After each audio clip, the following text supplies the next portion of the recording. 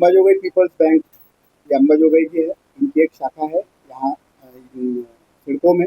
वहाँ से मेरे जो पक्षकार है अभिजीत पवार, तो अनीता पवार और आकाश पवार, इनके 3 प्रपोजल सैंक्शन हुए थे बच्चों का स्कूल का वसतिगृह कंस्ट्रक्शन करने के लिए। 1-1 करोड़ के 3 प्रपोजल सैंक्शन हुए थे। बैंक ने 50-50 लाख रुपए डिसबर्स कर दिया था। उसके बाद में कोविड चालू हुआ और कोविड के बाद में ये पूरी फैमिली बॉम्बे पूना में हॉस्पिटलाइज थी। इनको ये नहीं मालूम था कि आज के डेट में अपना कारोबार क्या चल रहा है। ये इन्हों खाली अपने पिताजी के देखभाल में लगे थे। उस वक्त ये बैंक ने क्या किया, तो 2021 मार्च में खाता एनपीए में गया, तो इन्होंने 5-5 लाख 11-11 लाख इलीगली, इनको बिना पूछे, इनका कोई एप्लीकेशन ना लेते हुए इनके अकाउंट पे डिसबर्स किया और उसी दिन ब्याज वसूल हो गया ये बताने के लिए रिवर्स एंट्री हुई।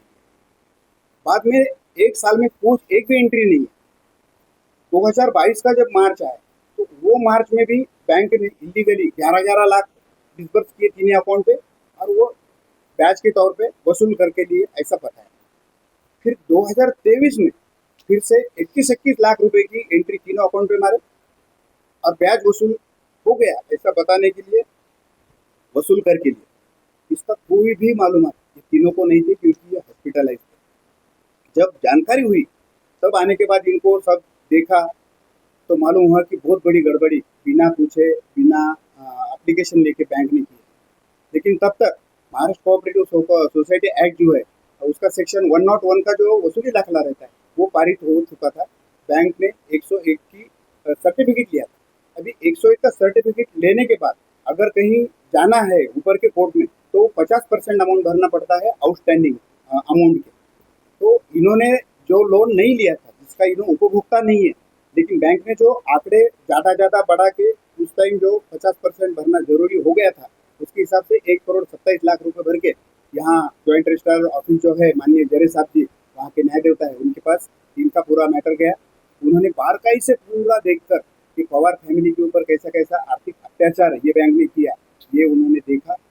एक तो महाराष्ट्र कोऑपरेटिव सोसाइटी एक्ट की कलम से अगर एक बार संचालक मंडल अगर किसी के ऊपर कार्रवाई करने का संचालक मंडल अगर ठराव पारित करता है तो उसके बाद में ये बैंक को कोई भी लोन डिसबर्स करने को परमिशन ना गाइडलाइन आरबीआई देता है, ना कोऑपरेटिव एक्ट देता है, ना माननीय सहकार कमिश्नर साहब देते हैं। लेकिन ये गलती बैंक ने 3 बार 101 का दाखला निकालने के बाद भी इन्होंने 21-21 लाख रुपए इन तीनों के अकाउंट पे डाले और ब्याज के तौर पे वसूल करके दिए। ये माननीय जरे साहब ने बहुत बारकाई से पूरा प्रकरण देख के इनको न्याय दिया है। ये तीनों के जो 101 के वसूली दाखला मंजूर होके पारित हुआ था वो उन्होंने रिजेक्ट कर दिया और फिर 1,27,00,000 जो अमाउंट डिपॉजिट करे थे इन्होंने जॉइंट रजिस्ट्रार साहब के सामने जाते वक्त, तो वो भी 7 दिन में लौटाने का सख्त आदेश दिया था। माननीय जरे साहब की जो ऑर्डर है उसमें बैंक ने जो इलीगल एक्टिविटीज की है वो बैंक के ऊपर स्ट्रिक्चर बहुत पास हुए हैं और लेकिन बैंक ने अभी तक इनका 1,27,00,000 वापस नहीं दिया। उल्टी बैंक माननीय हाईकोर्ट में, ठीक है, हाईकोर्ट में भी कल बहुत देर तक हियरिंग हुआ, लेकिन माननीय हाईकोर्ट से भी बैंक को कोई रिलीफ नहीं मिला है। अभी जो लोगों ने इलीगल एक्टिविटीज की है इनके खिलाफ सख्त कार्रवाई हो। हमारे जैसे और कितने लोग हैं ये ढूंढने के निकालने के लिए हमने जून 2025 में हम आर्थिक गुन्हे अन्वेषण शाखा संभाजीनगर में हमने कंप्लेंट किए थे बैंक के बारे में, लेकिन आज तक आर्थिक गुना किसी तौर पे नतीजे पे नहीं आया। उनकी इंक्वायरी आज भी चालू है और आज भी संबंधित जो भी दोषी लोग हैं उनके ऊपर कोई सख्त कार्रवाई नहीं हुई है। हमको पूरा विश्वास है ये पवार फैमिली के बारे में जो भी अन्याय हुआ है, आर्थिक अन्याय बैंक ने किया है, तो एक तो माननीय जरे साहब ने उनको न्याय दिया है, माननीय हाईकोर्ट भी उनको न्याय देगा और जो भी संबंधित लोग हैं उनके ऊपर सख्त से सख्त कार्रवाई जरूर होगी।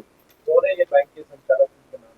बैंक के संचालक तो पापा सेठ मोदी बोल के चेयरमैन साहब है अंबाजोगाई के, और बाकी तो पूरा बैंक का 13-14 लोगों का संचालक मंडल है और उनको भी पहली तारीख से ये मालूम है कि क्या क्या हुआ है। और एक मैं भी कोऑपरेटिव में प्रैक्टिस कर रहा था तो मैंने पूरी जान लगा के कोशिश की कि ये प्रकरण कोऑपरेटिव में सेटल हो जाए। जो भी गलती बैंक की अगर कुछ हुए तो बैंक ने गलती मान के इनको सपोर्ट देना, इनका अकाउंट सेटल होना, लेकिन बैंक का इलीगल मोटिव था। बैंक ने आज तक कोई मैटर सेटल नहीं किया। और आपने बताया जो लोन लेने के लिए स्कूल आपने कुछ मॉडरेट किया था, देखो ये जो लोन लिया था ना ये बच्चों का बॉयज हॉस्टल बनाने के लिए प्रपोजल दिया था।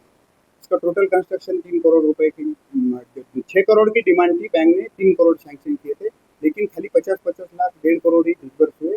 कोविड के बाद में हमने कोई लोन हमारा डिस्बर्स करो ऐसा एप्लीकेशन नहीं सर ये कहाँ की शायद है बैंक का नाम? ये अंबाजोगाई पीपल्स बैंक अंबाजोगाई के, और हमारा पक्षकार का लोन था सिडको ब्रांच में। तो सिडको बैंक से ये सब हुआ है। आप उनसे ज़्यादा जानकारी लेकर ये पवार कुटुंब जो है उनको न्याय दिलाने में मदद करें, ऐसा मैं आपको